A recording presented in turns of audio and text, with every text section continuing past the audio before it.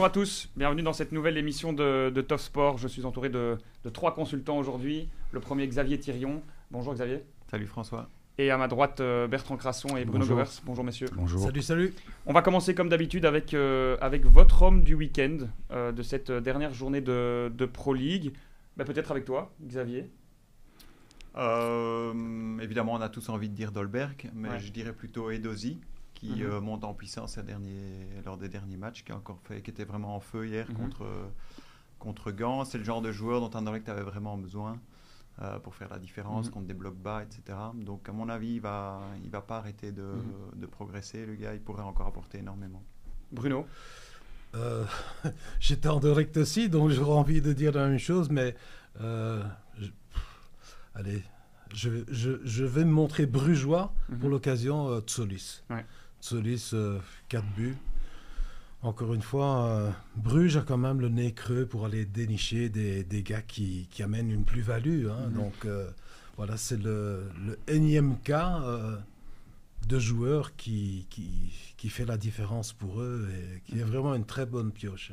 Et on finit avec toi, Bertrand. Oui, je dirais l'équipe d'Anderlecht, voilà, Ouais. grosso modo, parce qu'on parle d'Anderlecht qui a quand même renoué, je trouve, avec un certain prestige. Quand même gagné 6-0, un match à domicile, ça faisait longtemps. Je trouve qu'on avait, même si le début a été un peu compliqué, c'est normal. Je crois qu'il faut se mettre un peu chaque équipe a parfois ses qualités aussi. Au début, Gand, je crois, a bien commencé le match. Après, ça s'est compliqué. Mais l'équipe d'Anderlecht, je trouve, voilà, il était temps, je trouve, qu'on revoie une équipe dominante, conquérante, du beau football, des buts et un score fleuve. Donc, je dirais, oui, Dolberg, là, c'était vraiment la cerise sur le gâteau. Je trouve on voit vraiment qu'il a un niveau supérieur et qu'il a le niveau pour jouer plus haut, probablement. Mais qu'est-ce qui fait du bien à l'équipe? Qu'est-ce qui fait du bien au public? C'est voilà, un joueur vraiment qui porte le maillot prestigieux du Sporting. Ça faisait longtemps, je trouve, qu'on attendait ça. Xavier, justement, voilà, Bertrand le dit 6-0, Anderlecht, la Gantoise, dimanche. Beaucoup d'observateurs sont très élogieux par rapport aux mots. Je vais commencer avec une question, peut-être voilà, un peu piquante. Est-ce qu'on peut dire qu'Anderlecht est l'un des grands favoris pour le titre cette saison? Ça, c'est peut-être aller un peu vite en besogne en disant ça. C'est vrai que sur les 3 derniers matchs de championnat, ça fait quand même 15-0. Donc ça, c'est assez impressionnant. Maintenant, candidat au titre, en tout cas, ils sont de plus en plus installés confortablement dans le top 6, puisqu'ils ont quand même déjà 5 points d'avance sur la 7e place. Donc déjà, ça, au niveau sérénité, c'est important. Ils restent très proches de l'Antwerp et de Bruges. Genk n'est finalement qu'à 8 points, divisé par 2, ça fait 4. Je pense qu'ils peuvent vraiment voir les choses avec beaucoup d'optimisme, surtout pour 2025, parce qu'hier, ils gagnent 6-0, sans Dendoncker, sans Hazard, sans Vertonghen, sans Hachimérou. J'en oublie encore, sans Augustinsson. Ça commence à faire un sacré noyau. Quand je vois qu'hier, en cours de match, pour la dernière demi-heure, c'est Dendoncker qui monte, Amuzu, Verskaren. Donc, il y a de quoi faire quelque chose de bien, je pense. Bruno, tu es d'accord? Est-ce que Anderlecht peut et doit peut-être même viser le titre cette saison? Mais je serais d'accord, mais il reste peut-être ce mercato qui s'annonce au mois de janvier. Et moi, ce qui m'inquiète un peu, ce sont ces bruits de couloir où finalement la discussion, elle porte sur combien est-ce qu'on peut vendre Dolberg, combien est-ce qu'on peut vendre Struikens. Et c'est ça qui est un peu dérangeant, je trouve. Donc, il y a 2 ans, c'est Verbruggen qui part pour 20 millions, et puis c'est De Bast qui part pour 16 millions. Bon, je présume que Dolberg et Struikens, on va être dans une fourchette un peu similaire, mais si tu veux vraiment recoller au classement, tu dois garder tes meilleurs éléments et fortifier ton équipe. Et c'est ça un peu qui me fait peur. Bon, peut-être que ça ne va pas se passer au mois de janvier, mais peut-être qu'en fin de saison, comme dit Bertrand, Kasper Dolberg, je revois le joueur que je voyais à l'Ajax, un type qui a vraiment l'ADN de ces clubs, avec sa technique, son sens du but. Il a vraiment tout. Et il est peut-être trop fort pour cette équipe, mais si moi j'ai un pouvoir décisionnel, je dirais non, je construis autour de lui. J'amène un tout bon numéro 10 de manière à encore mieux le servir. Bon, le jeu a déjà un peu changé, il est plus impliqué, il y a quand même plus de présence offensive, mais je pense que si tu as tout bon numéro 10 en plus l'une ou l'autre retouche en défense ou quoi. Ouais. Je pense qu'à ce moment-là, Anderlecht est un candidat au titre. Et justement, Bertrand, tu as connu pas mal de périodes de transfert pendant ta carrière. Si tu devais te mettre dans la peau de Dolberg durant ce mercato hivernal, qu'est-ce que tu déciderais? Est-ce que tu resterais jusqu'à la fin de la saison? Oui, je crois qu'il doit rester. Je déciderais quand même de rester parce que faut oublier que tout transfert ou quand tu arrives dans un club, un nouveau club, je crois qu'il faut plus ou moins 6 mois pour d'adaptation. C'est un peu généralement le timing qu'on donne. Donc repartir au moment où il arrive vraiment dans sa meilleure période, il faudrait qu'il soit transféré pour juste dans un but financier. Je trouve que ce serait pas une bonne chose. Moi, ce qui est plus préoccupant, c'est sa doublure, je trouve. C'est son... Voilà. S'il n'est pas là, qui on va mettre? Vasquez n'a quand même pas non plus répondu. Et il n'y a qu'une seule solution. Je veux dire, on a quand même un peu le même problème en équipe nationale aussi. Quand Lukaku n'est pas là, qui on met? Bon, on a qu'une doublure ou un choix sur le banc d'attaquant de pointe. C'est trop peu. Ouais. Je trouve qu'il faudrait peut-être viser là-dessus. Peut-être pour préparer la suite aussi. Mais en tout cas, certainement pas toucher à Dolberg. C'est lui qui va peut-être faire gagner le championnat à Anderlecht. Ils sont en tout cas bien partis s'ils continuent comme ça. Au niveau des points, c'est impossible à dire maintenant, puisqu'après on divisera tout. Mais enfin, on a un attaquant de classe internationale qui peut amener le Sporting enfin là où il devrait être. Mais je crois qu'au niveau des transferts, il n'y a pas encore grand-chose à faire, si ce n'est pour moi trouver une bonne doublure à Dolberg. Des joueurs de flanc rapides, il y en a. Il y a encore Verskaren qui est toujours là. Il y a toujours... Bon, je sais qu'il faut vendre pour acheter, mais je crois que ce n'est pas le meilleur calcul en ce moment. Ouais. Xavier, tu suis Anderlecht pour le soir et pour Sudinfo. Tu connais un peu les coulisses de ce club. Est-ce que tu penses que la direction va décider de vendre Dolberg cet hiver?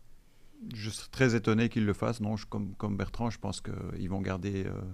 Ils vont garder tout le monde au mois de janvier. Et par contre, au mois de juin, je comprends quand Bruno dit que si tu veux reconstruire un grand club, une grande équipe, tu dois garder des gars comme Stroukens et Dolberg. Mais pour des clubs comme Anderlecht, tant que tu n'es pas champion ou que tu n'as pas l'argent de la Ligue des Champions, c'est presque impossible de les garder. Donc c'est un cercle vicieux. Ouais. Mais en janvier, ça m'étonnerait quand même qu'ils fassent l'erreur de le laisser partir. Parce qu'en plus, comme dit Bertrand, il n'y a même pas de doublure pour l'instant. Vasquez... Voilà, il n'a pas encore confirmé, il ne m'a pas encore convaincu. Ouais. Qu'est-ce qui fait de lui, Dolberg, un des meilleurs attaquants, un des meilleurs joueurs de Pro League actuellement? Je pense que le mérite en revient aussi à David Hubert, qui a replacé Stroukens très proche de lui. On joue maintenant vraiment avec les qualités de Dolberg, qui reçoit des bons ballons, qui reçoit des centres. Et donc Dolberg, enfin, il est heureux, enfin, il s'épanouit. Donc je pense que lui, il est tout jeune papa de jumeaux. Jamais il va quitter Bruxelles au mois de janvier. Ce serait vraiment une énorme surprise. Ça, c'est une autre considération, évidemment. Donc, indépendamment du fait que il est peut-être fait pour une équipe d'une pointure supérieure, il y a le fait, et tous les témoignages concordent, il est vraiment heureux en Anderlecht. Donc, il s'est marié, il a des jumeaux, etc. Ne pas oublier non plus, Bruno, que depuis l'Ajax, il était vraiment dans le creux. Hein. Ça faisait 2, 3... 4 ans que Dolberg n'était plus nulle part. Il était fort heureux à Nice. À Nice, pas du tout. Et donc, tout d'un coup, là, il revit ici. Je pense qu'à 27 ans, il a envie de stabilité et d'être tout simplement bien là où il est. Et puis surtout, à un moment donné, il était vraiment seul sur son île. On avait presque pitié de lui en se disant un joueur pareil qui n'est pas servi à bon escient. Mais ici, ça commence vraiment à tourner. Et ce qui fait sa force... l'instinct du but. Quand tu vois les buts qu'il a marqués en coupe à Tubize, à un moment donné, il est là, il met son pied, le ballon va dans le but. Il a vraiment cette touche du buteur. Quoi. Et quand on le voit en action ce week-end, il va vraiment dans les duels, il s'implique. Il va au contact, ce qu'il n'a pas toujours fait en début de saison. Il a l'air vraiment beaucoup plus concerné qu'avant. Anderlecht roule tellement bien qu'on ne parle même plus de Brian Rimmer et de ce licenciement et du choix de David Hubert. Bertrand, est-ce que tu savais? J'avais dit que c'était le bon choix. Ouais. Je l'avais dit dès le début. Pourquoi aller chercher un étranger qui n'apporte pas ce plus? Quand on prend un entraîneur étranger, il doit amener un plus. Ouais. Quelque chose qu'on n'a pas ou qui amène ou qu'il a déjà prouvé quelque chose. Ici... Je le répète, on avait amené quelqu'un et on était occupé à chercher des gens autour pour l'aider. Ça ne va pas. Donc ici, on a un ancien joueur de haut niveau bruxellois, qui connaît le club, il travaillait avec les jeunes. Voilà, c'est très bien. Maintenant, bon, la carrière de coach, c'est compliqué. Il y aura des moments forcément moins agréables, mais pour l'instant, ça roule. Tant mieux que ça continue. Puis je crois que voilà, la communication aussi passe bien avec lui, je trouve. C'est étonnant que Dolberg, avec un entraîneur danois, n'ait jamais atteint ce niveau. Voilà. En quelle langue il se parlait, je sais pas moi. Alors, mais donc ici, bravo, Hubert aussi, le mérite lui en revient. Les jeunes sont là avec les Hazard, Vertonghen et tout qui sont pas là. Quand même faire ça, il faut le faire. Dernière petite parenthèse, quand même, moi je reviens toujours en tant qu'ancien défenseur. Je suis quand même sidéré par le niveau de défense aujourd'hui. Et ça se reproduit même au niveau de l'équipe nationale. Quelle naïveté, aussi, attention, les attaquants sont bons, Dolberg est très bon et tout, mais Bruges en met 7. La semaine passée, Genk en prend 4, 5, on voit des 5, des 6, des 7 chaque semaine. Et je veux dire, à un moment donné, à l'ère du numérique, puisque c'est tellement ça qui était tellement important, il faut revenir quand même aussi sur le terrain, montrer un petit peu comment il faut défendre. Enfin, c'est mon avis en tout cas. Et ça se voit même en équipe nationale. Je veux dire, voilà, ça peut arriver. Un accident arrive une fois par an. Ouais. Mais ici, ça se reproduit beaucoup, ça se reproduit souvent. Et on voit des scores fleuves qu'on n'avait plus jamais vus en championnat de Belgique, je suis désolé de le dire, depuis longtemps. Et je crois que les défenseurs aujourd'hui sont un peu trop formatés à jouer selon des lignes, des flèches et des zones. Ouais. Il faut un peu revenir aussi au fait de défendre. Bon, je ne parle pas des cartes rouges et tout, mais je veux dire, il faudrait réapprendre en tout cas, un peu mieux défendre. Ouais.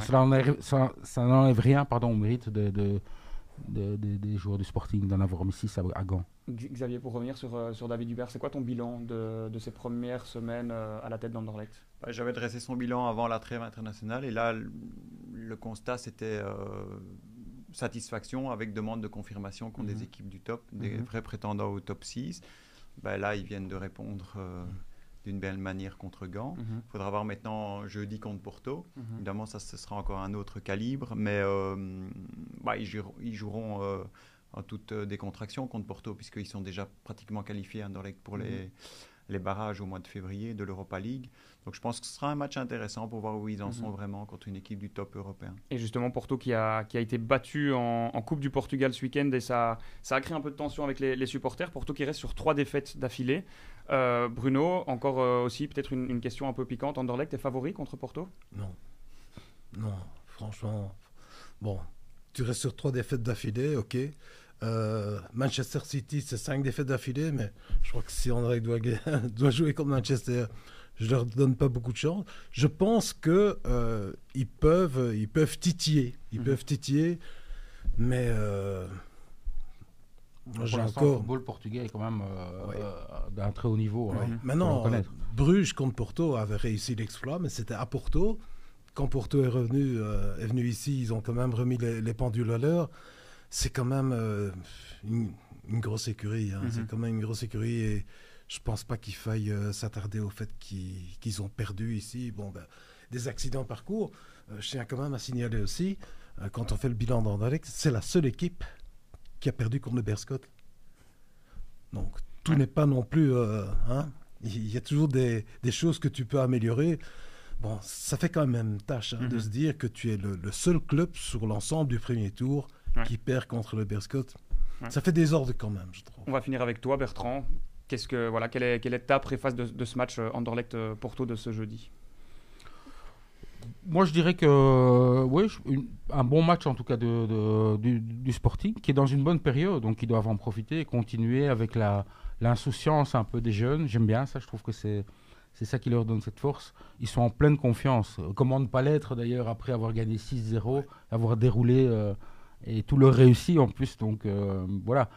Bon, Porto va pas commencer le match à 10 ou à 9. Ça c'est déjà, ça facilitera pas la tâche des Anderlechtois. Mais moi je dis un match en tout cas agréable, peut-être un match nul ou une petite victoire d'Anderlecht.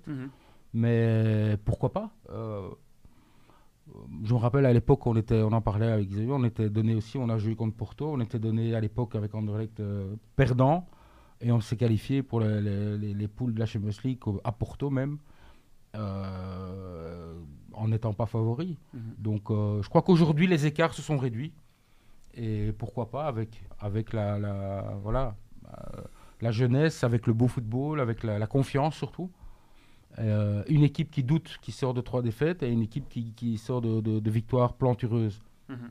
Je crois que l'équation, elle est vite faite, non ? On reviendra lundi sur cette rencontre et sur celle en championnat de Belgique d'Anderlecht qui se déplace à Louvain dimanche prochain. Merci beaucoup. Merci. Merci.